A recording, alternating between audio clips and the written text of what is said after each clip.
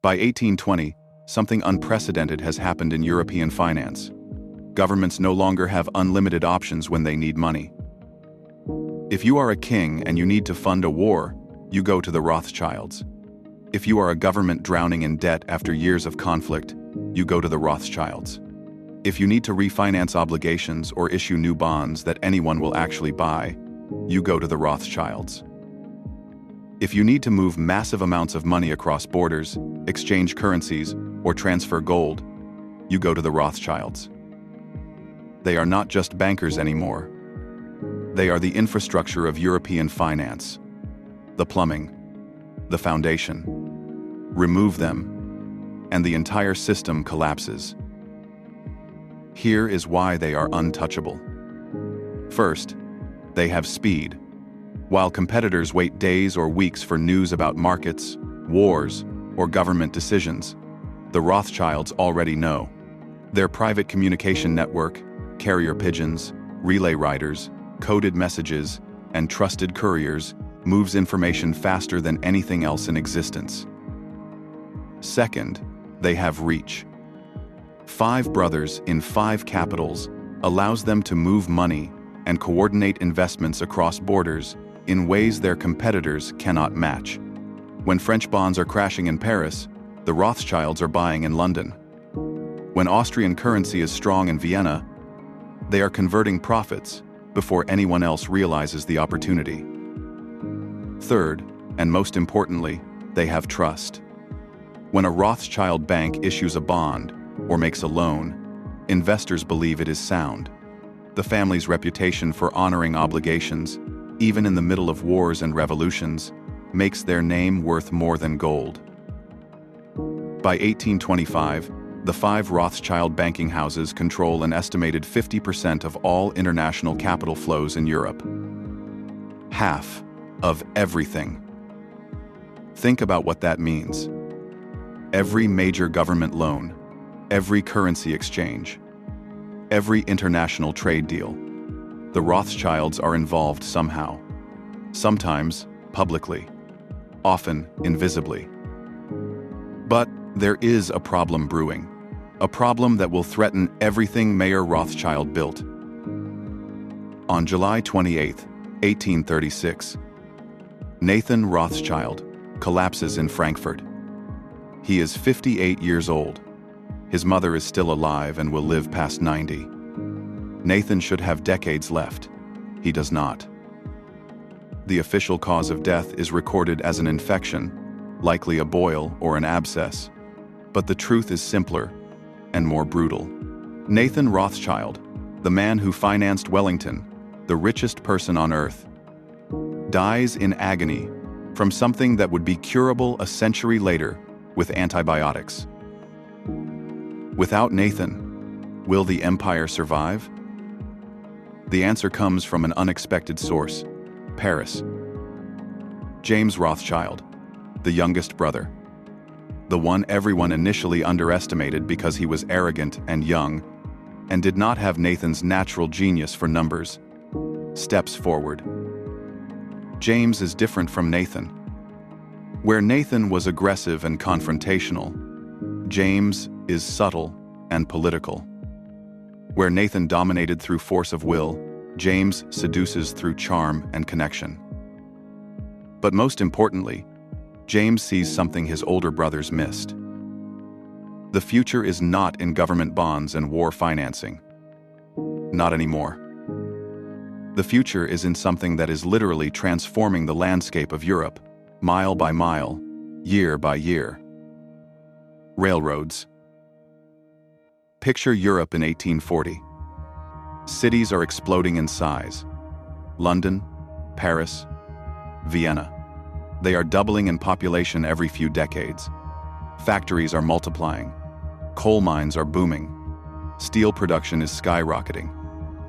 But there is a fundamental problem strangling economic growth. You cannot move goods fast enough.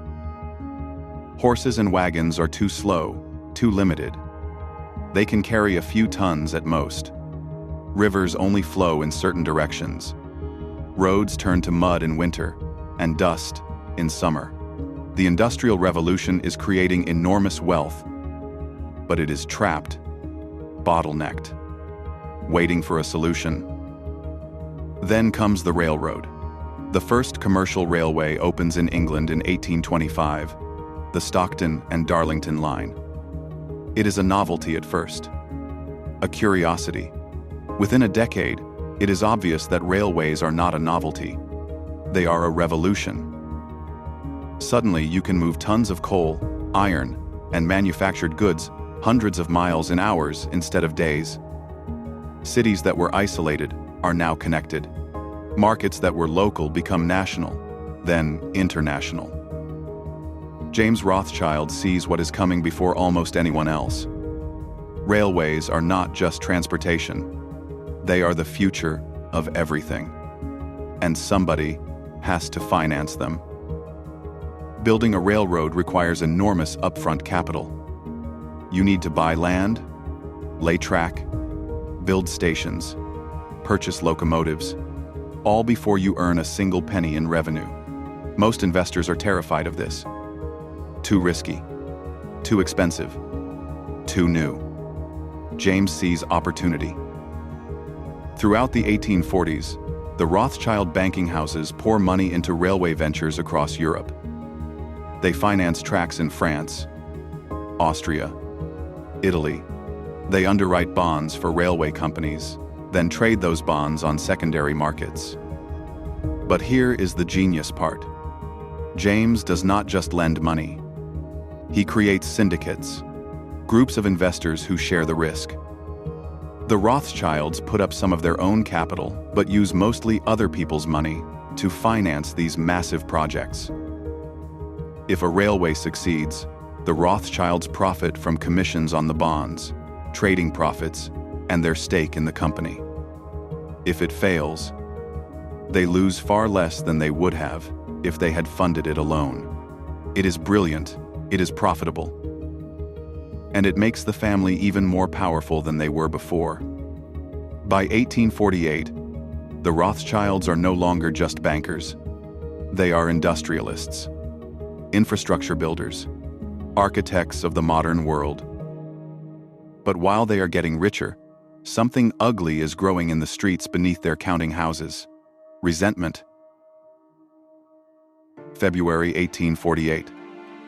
Paris. The streets are burning. Mobs surge through the city, overturning carriages, smashing windows, building barricades out of cobblestones and furniture. They are not just angry, they are starving. While families like the Rothschilds have been accumulating unprecedented wealth, average workers are barely surviving. Bread prices are astronomical. Housing is a nightmare. Factory wages barely cover rent, and everyone knows exactly who the government owes money to.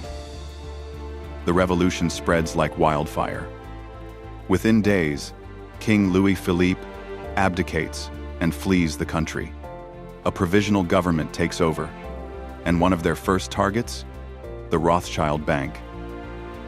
For the revolutionaries, the Rothschild mansion in Paris represents everything they hate about inequality and concentrated power. It is a symbol, a target.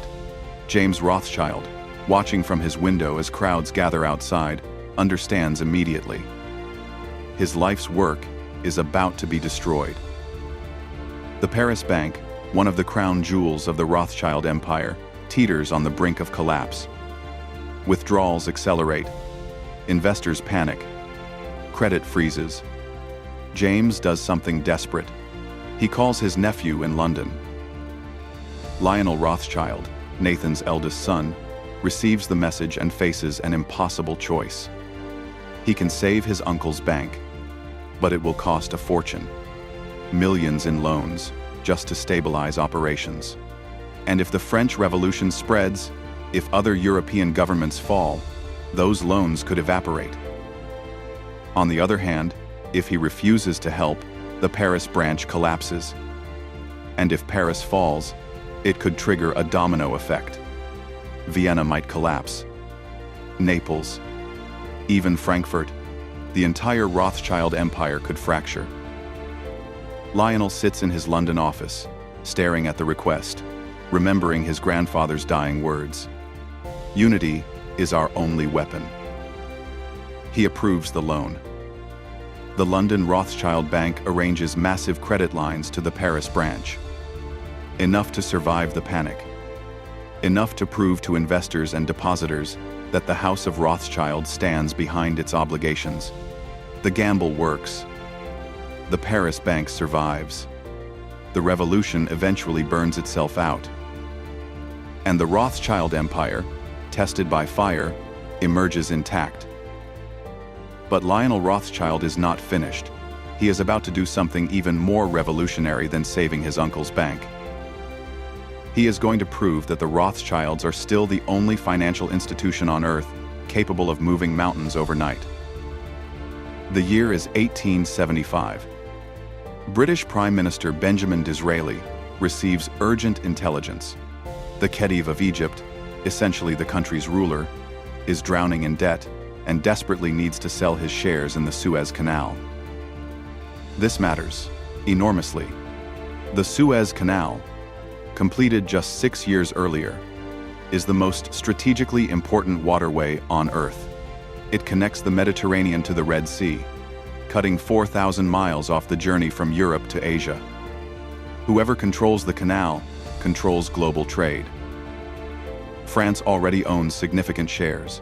If another power, say France's rival or an unfriendly nation, buys Egypt's stake, Britain loses access to its fastest route to India and its Eastern Empire.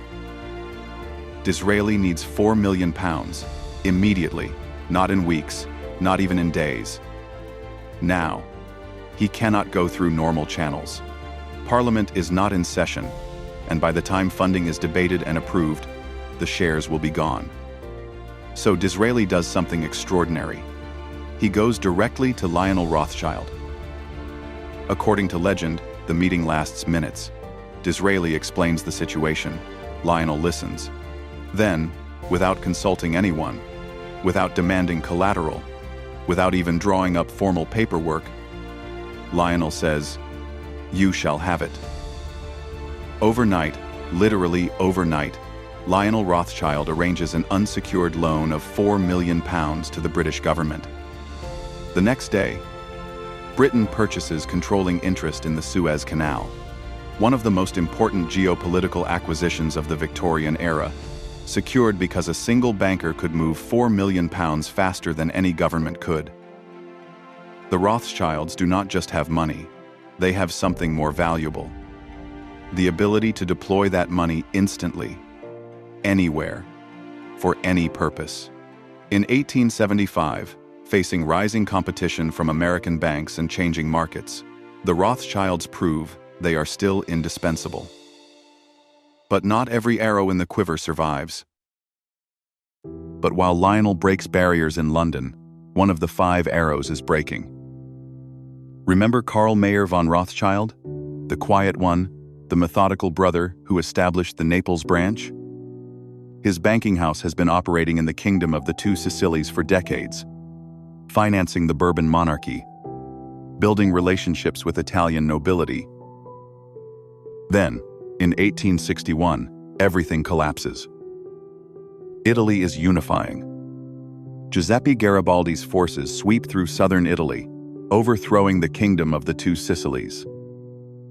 The Bourbon king, the Rothschilds' longtime client, is deposed, fleeing into exile. The Naples Rothschild branch faces a choice: support the deposed king and risk everything on a losing cause, or abandon him and try to work with the new Italian government. The other Rothschild banks, particularly London and Paris, make a cold calculation. They won't throw good money after bad. They won't prop up a dying monarchy. In 1861, the Naples branch closes. It's the first time one of the 5 arrows breaks. The first sign that even the Rothschild empire has limits. When the political regimes you've backed for decades get overthrown, when revolutions sweep away the old order, even the most powerful banking dynasty can't stop the tide of history. 4 arrows remain. But the fractures are starting to show. And across the Atlantic, something dangerous is stirring. A new empire rising, bigger and more powerful than anything Europe has ever seen.